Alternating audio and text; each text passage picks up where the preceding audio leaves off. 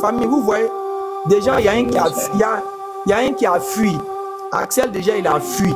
Incapable de donner un demi-verset où Jésus aurait parlé de la soi-disant, du soi-disant péché d'Adam et qui viendrait accomplir cette mission pour ça. Des gens qui sont incapables de donner un demi-verset qui parle de la base de leur foi, sortant de la bouche de ceux concernés. Vous voyez comme c'est catastrophique.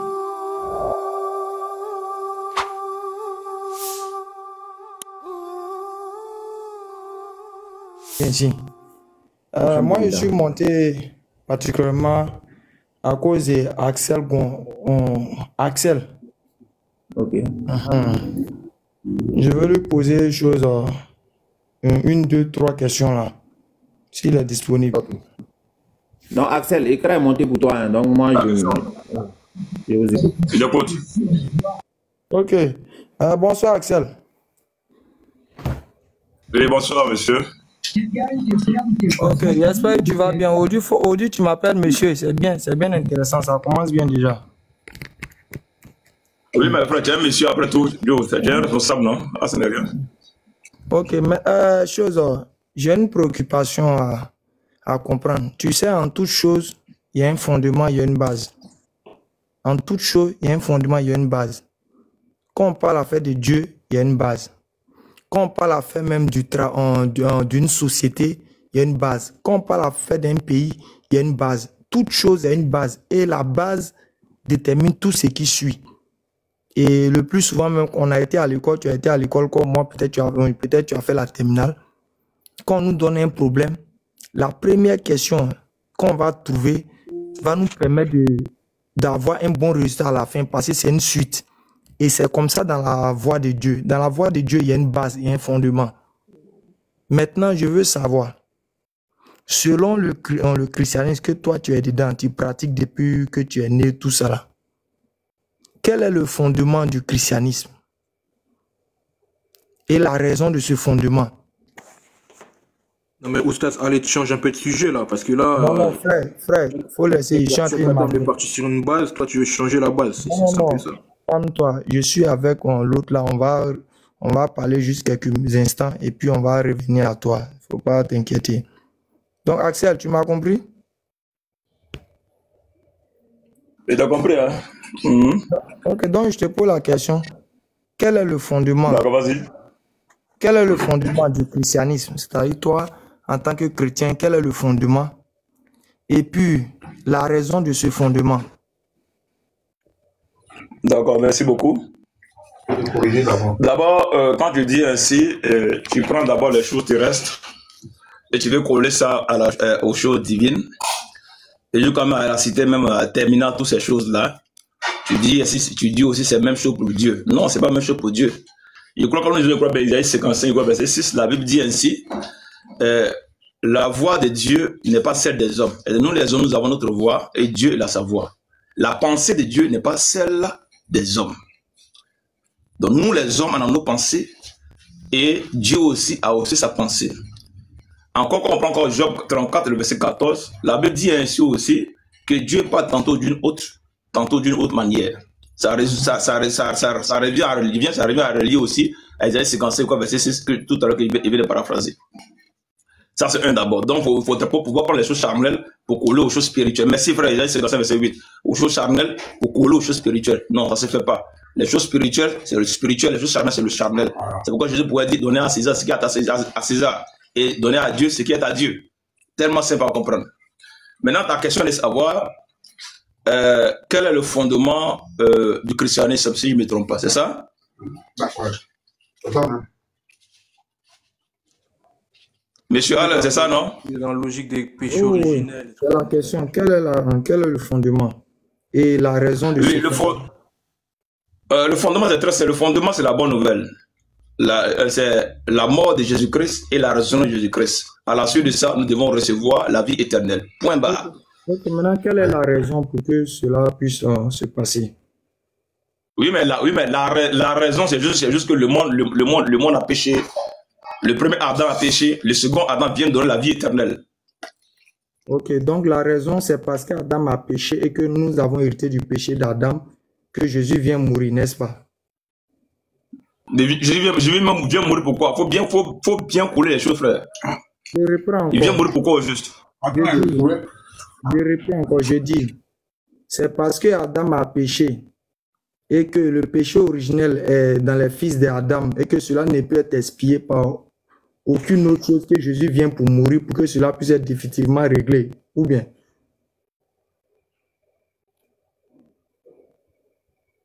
Attends, je vais te lire un passage pour que tu comprennes mieux. Un instant, s'il te plaît. Voici un Parce qu'il faut- de tes frères qui a répondu Oui, je en te prends un passage, frère.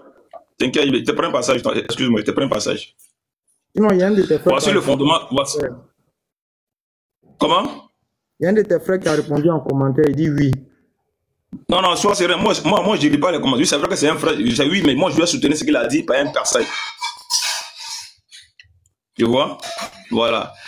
Voici le verset qui le dit. Genèse 3, le verset 22 au verset 24. La Bible dit ainsi. L'Éternel Dieu dit, voici l'homme est devenu comme l'un de nous, pour la connaissance du bien et du mal. Empêchons-le maintenant d'avancer sa main, de prendre de l'arbre de vie, d'en manger et de vivre éternellement. L'homme étant déjà pécheur, s'il partait prendre l'arbre de vie, qui était le Seigneur lui-même, et il mangeait, il allait demeurer éternellement dans le péché. Vu que d'abord le Seigneur, lui, ne veut pas que nous demeurions éternellement dans le péché, mais plutôt nous devons demeurer éternellement étant saints. Qu'est-ce qu'il fait d'abord? La Bible dit au verset 23, l'Éternel dit ainsi, et l'Éternel Dieu le chassa du jardin d'Éden pour qu'il cultiva la terre d'où il avait été pris. Au verset 24 maintenant, voici la raison fondamentale. La Bible dit, c'est ainsi qu'il chassa Adam et il mit à l'orient du jardin d'Éden les chérubins qui agitent une épée flamboyante pour garder le chemin de l'arbre de vie. L'arbre de vie étant gardé par le Seigneur lui-même, il est notoire que ce soit lui-même qui ouvre cela. Mais pour ouvrir cela, il lui faut sa mort à la croix. Merci beaucoup. Ok.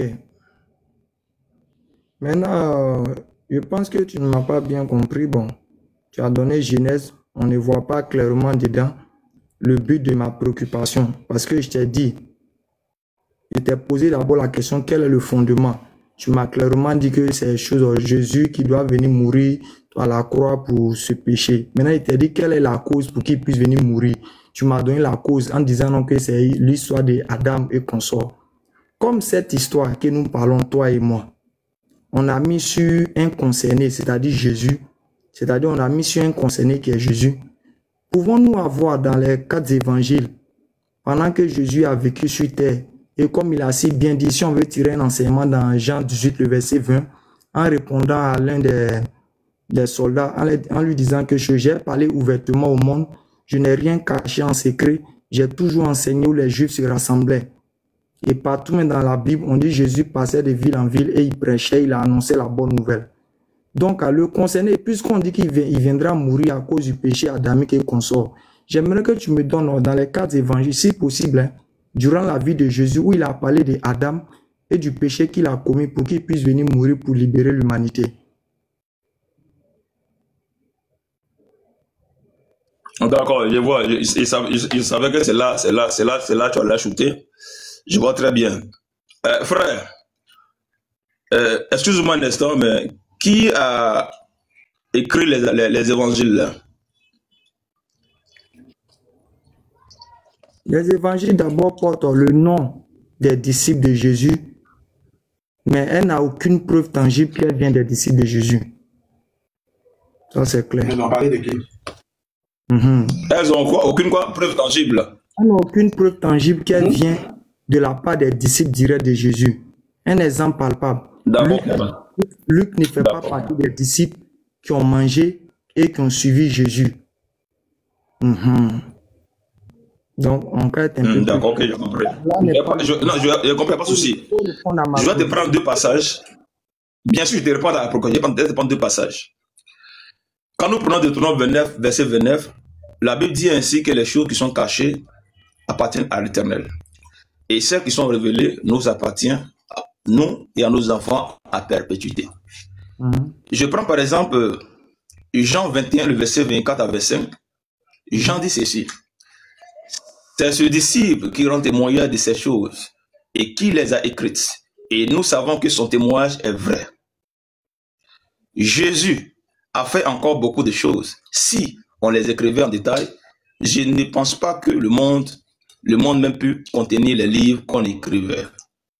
Ces deux passages nous disent ainsi, frère, noir sur blanc, qu'il y a beaucoup de choses que Jésus a eu à faire et que si on écrivait, que le jugeant dit, il pense même que le monde allait le contenir.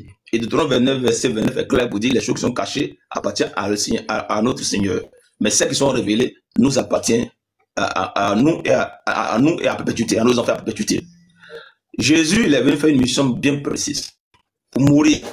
Mais maintenant, pour ce qui est maintenant de la révélation, donner maintenant les enseignements, aller maintenant en profondeur. La Bible dit ainsi, noir sur blanc, il a donné cela à l'Église, au corps du Seigneur, qui est l'Église. Donc, si Jésus lui-même n'a pas de façon tangible, noir sur blanc, je suis venu pour mourir pour le péché d'adamique, et que c'est ce qu'il a laissé pour nous prêcher la parole, pour nous conduire. On dit, voici en réalité le fait pourquoi Jésus est venu. Frère, nous, en effet, nous sommes qui pour ne pas dire Amen à ça? Jésus a dit dans Luc 10, le verset 16, il dit aux apôtres que celui qui vous écoute, m'écoute, et celui qui vous rejette, me rejette. Alors, si les apôtres ont eu à dire maintenant plus tard que voici le pourquoi exactement que le Seigneur est venu mourir à la croix, frère, qui suis-je pour dire que Jésus n'est pas mort à la croix? Qui suis-je pour dire que Jésus n'est pas venu pour le péché adamique? Ce sont les apôtres qui ont dépeint le premier Adam et le second Adam. Frère, ça là, je ne sais pas quel mystère cherche dedans, mais voici la réponse qu'il peut donner. Il ne parle trop à la profondeur parce que l'enseignement est réservé au corps du Christ. Donc voici ce qu'il peut faire pour toi. Merci, Shukran. Ok, merci. Premièrement, devant tous ceux qui sont connectés, le frère vient d'avouer de façon claire que Jésus n'a jamais et au grand jamais parlé d'Adam et du péché qu'il aurait commis et dans ce sens entraîner le fait qu'il va mourir. Donc premièrement, quand quelqu'un n'a pas dit une chose et on vient par la suite dire non que c'est pour ça il meurt, on appelle ça un mensonge, on appelle ça de la diffamation. Et Jésus ça tombe très bien. Je vais te poser une question aussi. Vas-y, merci. Je t'écoute. Je peux vous laisser parler. Non, t'inquiète, vas-y. Parce que Jésus a été clair. Moi, quand je parle de ce sujet, je dis clairement, il y a des sujets secondaires qui peuvent appeler à des interprétations. Des sujets secondaires, si on veut, on se prononce, si on veut, on ne se prononce pas. Si quelqu'un croit en ça, si quelqu'un ne croit pas en ça, ce n'est pas obligatoire que ça le sauve. Mais vous, là, c'est un sujet fondamental, c'est un sujet de base. C'est ce qui fait on parle du christianisme. Sans ça, il n'y a pas de christianisme. Il serait vraiment, c'est-à-dire vraiment la plus aberrante qu'une chose qui est le fondement du christianisme, qui est la base du christianisme, et lui qui viendra faire ce acte n'en parle nulle part, et après, des siècles après, on vient dire non que c'est pour ça qu'il meurt. C'est purement du mensonge.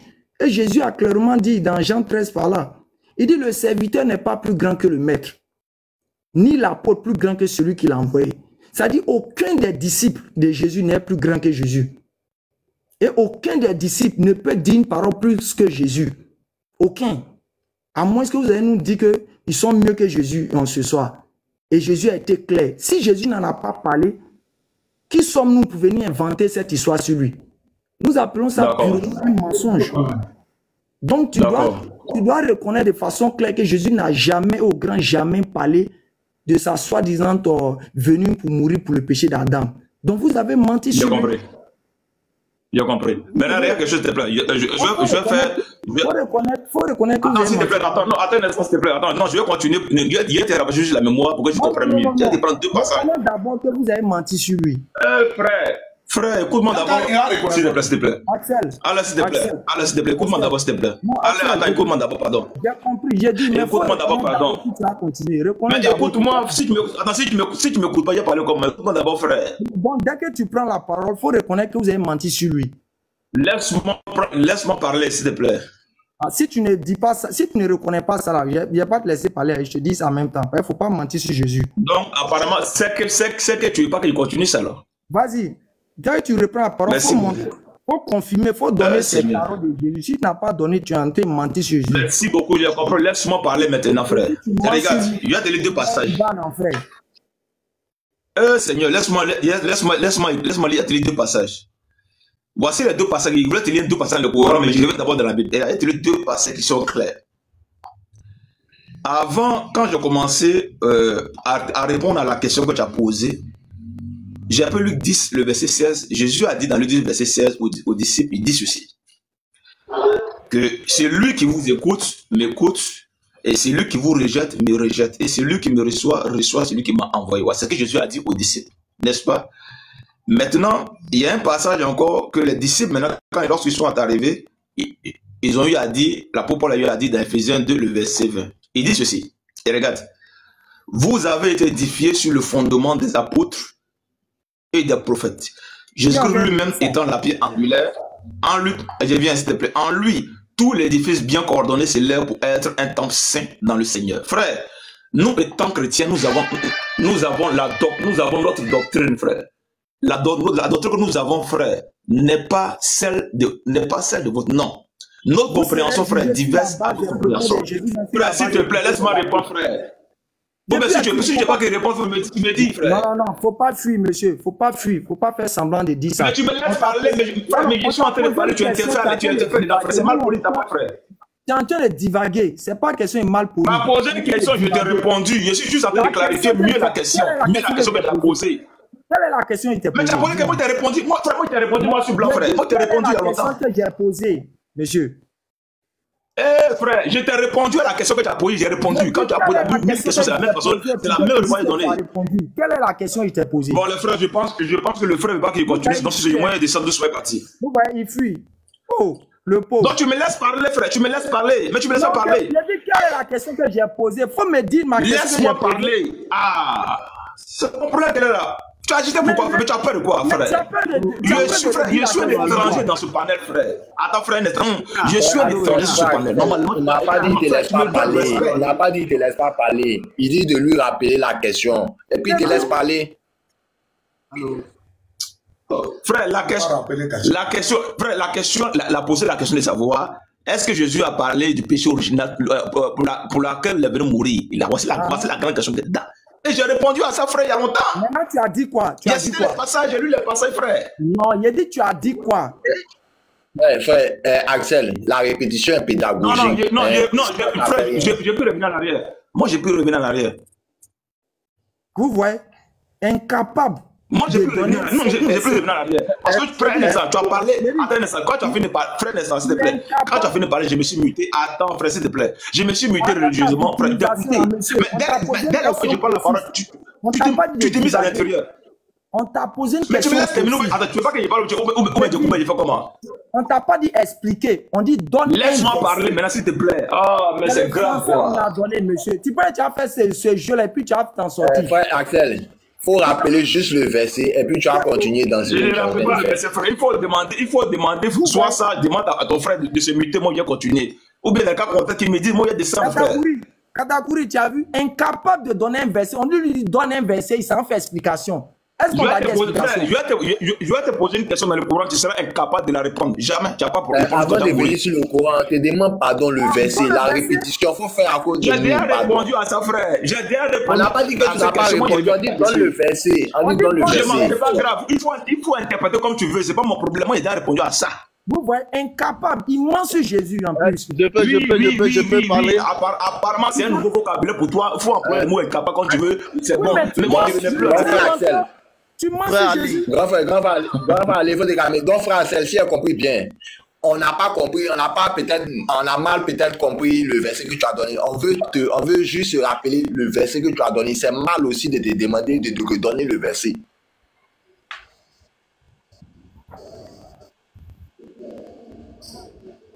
Frère Axel. Ok, maintenant que vous êtes muté, je prends Luc 10, verset 7, dit noir sur blanc. Jésus a dit ainsi aux apôtres que celui qui vous écoute, m'écoute. Donc ça veut dire, si les apôtres donnent un enseignement, frère, c'est à travers Jésus qui donne l'enseignement. Est-ce que c'est ma question? Bon, c'est bon, faut continuer. Si tu termines, tu me dis. Faut terminer. Si je me termine, tu me dis. Je parle déjà aux 174 personnes connectées. Vous voyez, c'est ça, il a dit la fois dernière. Ils ont le comportement de quelqu'un. C'est-à-dire, on dit, bon, est-ce que la monnaie d'un pays, de tel pays, chose est valable? Et puis lui, il s'en dit non, que l'économie, vous savez que l'économie du monde, c'est quelque chose qu'il faut appliquer, il faut pratiquer. Bien que la monnaie rentre dans le cadre de l'économie, Mais ça ne fait pas, on ne parle pas d'économie là. Tu es en train de faire un hors sujet. On t'a posé une question simple. On t'a pas dit explication. On t'a pas dit est-ce que Jésus a mandaté ses disciples. On t'a pas demandé ça, monsieur. On t'a dit simplement, puisque vous avez pour fondement le fait que Jésus soit mort sur la croix à cause du péché adamique, vous chantez ça matin, midi, soir sur le dos de Jésus là. C'est comme toi, Axel. Si moi, matin, midi, soir, je chante sur ton dos que toi, Axel, tu es chauffeur de taxi, Je raconte cette histoire sur ton dos là-haut. Le jour où la justice me prend là, ils vont me poser la question où Axel m'a dit ça. Et maintenant, si maintenant on veut me confondre, ils vont aller peut-être te trouver toi, Axel, pour dire, mais Axel, le petit là en train de dire non que toi, tu es chauffeur de taxi, Tu peux nous dire réellement est-ce que tu es chauffeur de taxi? C'était un propos d'avant clos. C'est pas dans le passage où Jésus s'est plaint. Dans le passage, on va dire. Monsieur, calme-toi. Ton exemple est farfelu. On te donne un petit. C'est un exemple charnel. On te donne un petit. Laisse-moi lui parler. Hein, frère Axel? Pardon, laisse-moi lui parler un instant et puis je vous laisse. On te donne un petit exercice, tu es incapable de répondre. Tu mens sur Jésus et puis tu allez, je peux répondre. Si tu prends la parole, toi qui viens de monter, qui tu vas répondre, tu prends la parole là. Tu nous donnes le verset où Jésus a parlé d'Adam et du péché qu'il aurait commis. Frère Samuel, un instant, s'il te plaît. On n'a pas dit 4 versets, on n'a pas dit 5 versets. On dit. Oui, allez, attends, parler maintenant, s'il te plaît. Non, frère Axel, tu dis que tu as fini de parler. Il faut laisser le frère Samuel va répondre. Parce que tu as été clair. Mon ami, c'est moi qui avais la parole. La question m'a été posée, il a répondu. Moi, j'étais en train de parler et puis m'interrompre. Donc, je continue mon allocution. Non, c'est pas maintenant tu as dit que laisse-moi terminer, frère. Frère Axel, je ne vais pas faire plus de 5 minutes. Je vais vous laisser. Ma batterie même est déchargée, je suis dehors. Je ne vais pas durer. Monsieur Samuel, si tu prends la parole, je reprends. Si tu prends la parole, donne-nous un verset. Je ne t'ai pas dit explication. Je ne t'ai pas dit philosophie. Je ne t'ai pas dit Jésus a mandaté qui ou bien l'a envoyé qui. Je dis, donne un verset dans ta Bible où Jésus a parlé d'Adam et du péché qu'il aurait commis pour qu'il puisse venir mourir pour ça. Il dit, donne verset. Je ne t'ai pas dit explication. Il dit, donne verset. Non, mais si tu poses ta question là, c'est comme si tu fuis la réponse. Je ne fuis pas la question. Je n'étais pas posé. Tu me laisses répondre et puis si tu n'es pas d'accord avec la réponse, tu argumentes. Je vais te poser une question rapidement. Arrête de poser une question, s'il te plaît. Frère Samuel, regarde quelque chose. On fait quelque chose. Frère, est-ce que tu as un passage dans le Coran où Allah demande à Mohamed de l'adorer? Axel, quand dans ton live, on veut venir dans la Bible, tu n'acceptes pas. Il ne faut pas rentrer dans le Coran. Non, c'est une question de téléphone. Non, il n'a qu'à bien réfléchir à ça. Est-ce que tu as un passage dans le Coran où Allah dit directement à Mohamed la poudre qui est dans ton œil avant d'aller la paille chez son ami? C'est ça, tout à l'heure, c'est dans ton live. Quand elle est dans ton live, tu ne veux pas qu'on aille dans la Bible. Est-ce que tu as un passage dans le Coran où Allah dit de sa propre bouche à Mohamed, toi Mohamed, adore-moi? Tu sais qu'on ne va pas te répondre. Toi, tu sais qu'on ne va pas te répondre. On va te répondre parce que tu es hypocrite. Quand on va dans la Bible, dans ton panel, tu ne veux pas. Moi, c'est donc frère Samuel, il faut parler. Le grand frère aller à demander une question où Jésus a dit que lui vient mourir. Où Jésus a dit que Adam et Ève ont péché, c'est sale, que lui il est venu mourir pour ça, pour que toi tu aies la vie éternelle. Un enseignement clair. Voilà. Donc nous ne croyons pas un verset, nous croyons un enseignement, ce qu'enseigne la Bible. Et je vais vous donner 2 passages qui vont répondre, il me semble, à cette question qui est posée. Le premier passage, c'est dans Jean chapitre 1, le verset 29. Lorsque Jean-Baptiste voit Jésus, il dit, voici l'agneau de Dieu qui ôte le péché du monde. Ça veut dire dans ce verset, le monde a un péché qui subsiste contre lui et pour lequel Jésus doit venir pour ôter ce péché-là. Maintenant, le passage où Jésus lui-même il parle, c'est dans Jean chapitre 3, le verset 14. Ok, vas-y. Le verset dit, de la même manière, Moïse a élevé le serpent des reins dans le désert. Il faut que lui, Jésus, il soit élevé, afin que quiconque croit en lui ait la vie éternelle. Donc, il parle de sa crucifixion, parce que l'image prophétique qu'il prend dans le désert avec Moïse, c'est un serpent que Moïse met sur une pêche pour que tout le peuple qui a été piqué par le serpent-là puisse regarder et puis recouvrer la santé.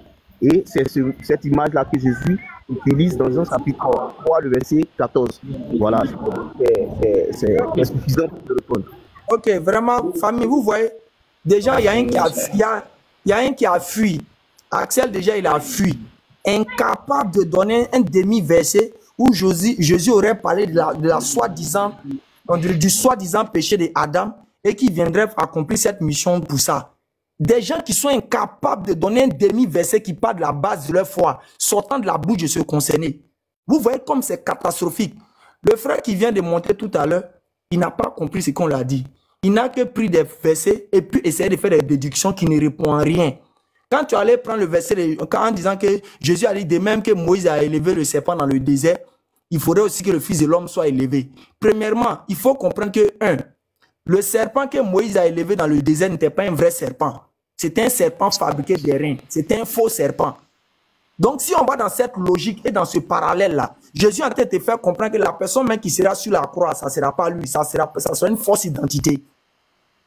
Non, mais grand frère, le fait, c'est pourquoi il doit être élevé là. Ça n'a pas été dit dans le texte. Oui, pourquoi doit-il être élevé? Effectivement, c'est ça. Mais je suis en train d'abord corriger. Je suis en train d'abord corriger d'abord ce qu'il a dit pour qu'il puisse comprendre qu'il n'a rien dit d'abord, en fait. Donc, comme je dis, monsieur, on vous a posé une question simple. Et puis, c'est la base de votre foi. Ce n'est pas un amusement pour que vous allez venir nous distraire des versets pour dire non, il a parlé à ses disciples, il a raconté telle chose à ses disciples. On vous a posé une question simple. Si moi, musulman, tu me poses la question, quelle est la base de ta foi? Je vais te dire c'est telle chose. Si tu me dis où est le verset, je te donne immédiatement. Ou bien je te donne même dans les paroles du prophète Mohammed sallam. Ça c'est clair. Mais vous n'arrivez même pas à donner un demi-verset pour dire que Jésus est venu réellement mourir pour ça. On appelle ça du mensonge, vous mentez sur lui. Jésus vous a dit quoi? Si vous gardez ma parole, vous êtes mes disciples. Et il a clairement dit encore, ma parole là, celui qui ne m'aime pas, ne garde point mes paroles, car les paroles que vous entendez ne sont pas de moi, mais elles sont de Dieu. Jésus dit que si tu ne l'aimes pas là, tu ne vas pas garder sa parole. Mais moi, j'aime Jésus. Donc, je préfère garder sa parole d'abord avant de prendre toute autre parole. Et que ceux qui viendront parler de lui là, ils doivent avoir des versets confirmatoires de Jésus. Est-ce que tu comprends? Maintenant, le frère, rapidement, il allait prendre Jean 21, par des versets où on dit Jésus a fait beaucoup de choses. Si on voulait l'écrire, regardez la comédie, quelqu'un qui lit un texte comme ça, et puis il fait croire que ça parle de ce que Jésus a annoncé. Quand on dit Jésus a fait beaucoup d'autres choses, ici on fait référence au miracle. Frère, allez, s'il te plaît. Laisse-moi terminer, papa, laisse-moi terminer. En fait, il n'y a pas de batterie, ma batterie est déchargée, je suis dehors. Donc réponds-moi sur ce que j'ai dit là, et puis on pourra réagir un peu de temps avant que il n'y a pas de problème. Premièrement, tu n'as pas répondu. Ok, premièrement, tu n'as pas répondu à ce qu'on t'a dit, parce que les versets que tu as pris Jean 3, le verset 13 par là. Où on dit de même que Jean Moïse 3, 14 et puis Jean 1, 9, c'est ce qu'il a fait. De même que Moïse a élevé le serpent dans le désert, il faudrait aussi que le Fils de l'homme soit élevé. Mais il a été élevé pourquoi là? Vous n'avez pas donné. C'est simplement venu qu'ils vont l'élever. Il a été élevé pourquoi? Vous avez dit que ça court du péché à Adam. Le grand frère s'est évacué. Allons dans Jean 1, 9. Puisqu'il a donné Jean 1, 9. Jean 3, 14. Là, comme il n'a pas donné pourquoi, nous, on ne va pas se prononcer dessus. Jean 1, 9. Jean maintenant, Jean 1, le verset 29. J'ai dit Jean 1, le verset 29. Okay. Jean-Baptiste. Ok, il n'y a pas de problème. Jean 1, le verset 29. Où il a dit quoi? Non, pardon. Jean 3, 14, là, tu dis que pourquoi? Le pourquoi, je l'ai lu, c'est dans la suite. Il dit afin que, quand on dit afin que, c'est pour donner la raison. Il dit afin que quiconque croit en lui ait la vie. Mais est-ce que ça dit que c'est pour le péché d'Adam et Ève qu'il doit être élevé? Oui, c'est pour le péché. C'est que le grand va demander où Adam et Ève ont le péché originel, là, ça sort d'où? C'est où Jésus a enseigné le péché originel. Et c'est le texte que tu donnes afin que quiconque croit en lui. Mais est-ce que ça dit que c'est pour le péché d'Adam? Je pense que ça ne répond pas. Il faut chercher encore. Grand frère, alors dans son Jean 1, verset 29. Allez, ça fait 2 fois que je te vois sur ce thème. Et comme je n'ai pas de batterie, on va échanger. Si ça saute, c'est que mon portable s'est éteint. Mais je veux faire le débat sur cette question-là avec toi si tu es disponible. Voilà. Je vais m'abonner à ta page après et puis tu...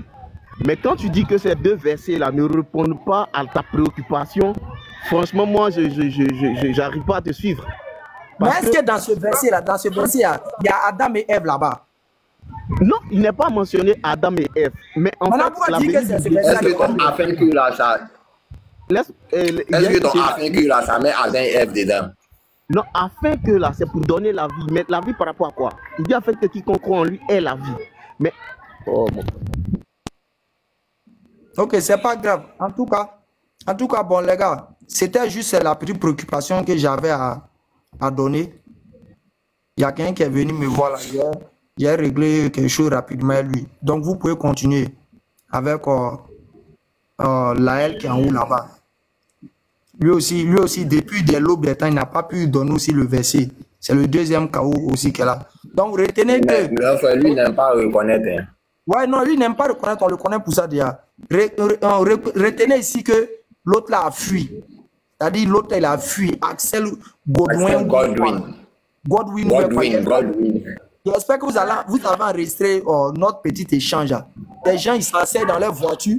Ils se jouent aux gens qui sont des spécialistes des écritures. Ah, non. Lui, il a fait un... Il est facile de s'asseoir et puis prendre vidéo de quelqu'un puis dire tout ce qu'on veut dessus. Ça, là, c'est la chose la plus facile. Là, tu es en mesure de raconter ta vie, dire ce que tu veux. Mais quand tu es au pied du mur, là, c'est là que tu vois la vraie vérité.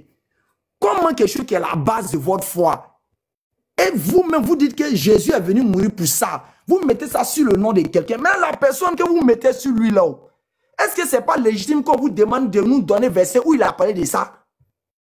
Tiens, on ment sur quelqu'un, on met une information sur quelqu'un. Et vous ne voulez pas que la personne concernée, on l'interroge pour savoir si l'information qu'on met sur lui est vraie ou fausse. C'est terrible ça. Donc, franchement, quand on donne la bonne compréhension, et puis, Katakuri, moi, je vais parler rapidement à quelqu'un là, je vais revenir, Inch'Allah. Le problème, c'est que salam alaikum. Ok, wa alaikum salam, akhi. Qu'Allah vous bénisse. Rachid, qu'Allah te bénisse aussi, et puis qu'Allah nous garde. Parlez avec Laël. Il va venir divaguer, puis rester dans la non-reconnaissance. Salam alaikum.